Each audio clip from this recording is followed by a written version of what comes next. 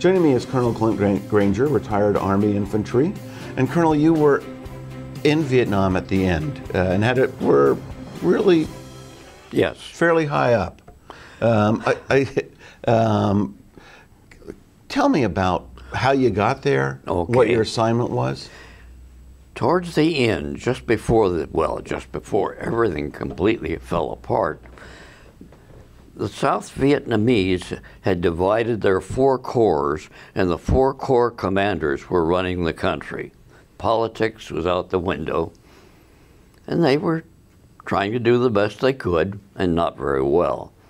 But they asked the United States for nuclear weapons, which of course we would never give them.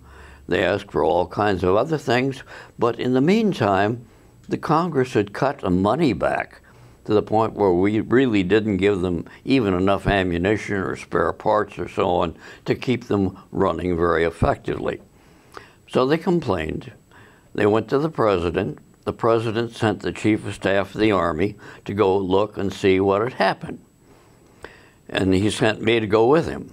So that's how you got there. That's how I got there. And it was President Ford who sent you? That was Ford. So this was after Nixon had resigned, Ford was there. And things in the White House, I mean, it must have been a bit of a... Not really. When Ford took over, he did not change the staff. He kept the same people, not the personal presidential bunch, but, well, I was assistant to the president, director of the planning staff for the National Security Council, and deputy to Kissinger and Scowcroft. So I saw most of it. So he kept the team in place, and you went over there. What did you find when you got there? Now that's where it got tragic. I remember landing, we got out of the airplane, and everything looked perfectly normal. Been there before, knew what it looked like. But then I got to the headquarters of the MACV there and found that, hey, we have rather large quantities of North Korean troops with tanks coming across the border. That was a rather tragic moment. You looked at that. What do we do now? So when was this that the North Korean troops, was it 75? About 2 weeks before the final fall. So March, is that about right? Is my timeline? Pretty close, yeah. Okay. But what do we do now? Well, I was staying with the ambassador, so I heard some of the things that probably didn't come to the norm. Eventually, we sat down and said, look, they're coming down the corridors, you probably got 10 days or 2 weeks before they get here.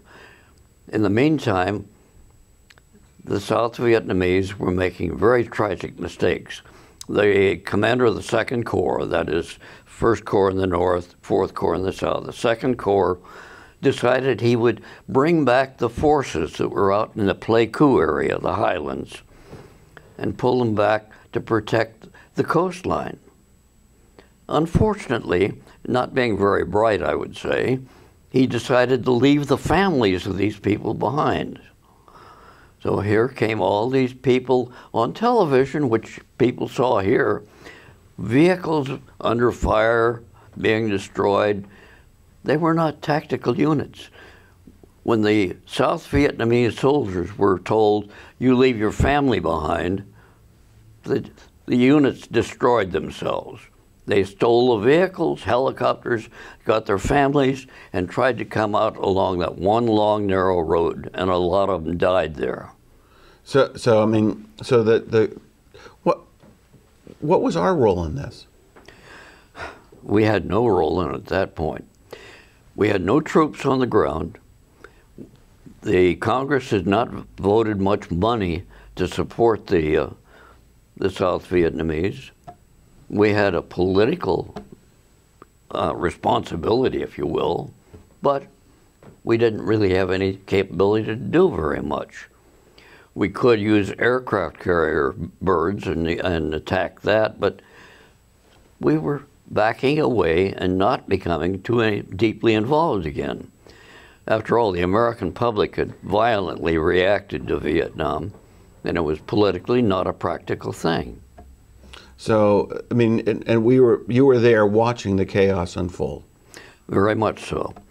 I sat in the MACV, Military Assistance Command Vietnam headquarters, studying the maps, talking to the senior people there, and indeed trying to figure out and reporting back to the president what was going on. Suggesting at one point when it really began to go to pot that we better get a lot of ships to get some of these people out and a lot of airplanes to fly out everybody we could. Well, we're out of time in this. I want to come back to that.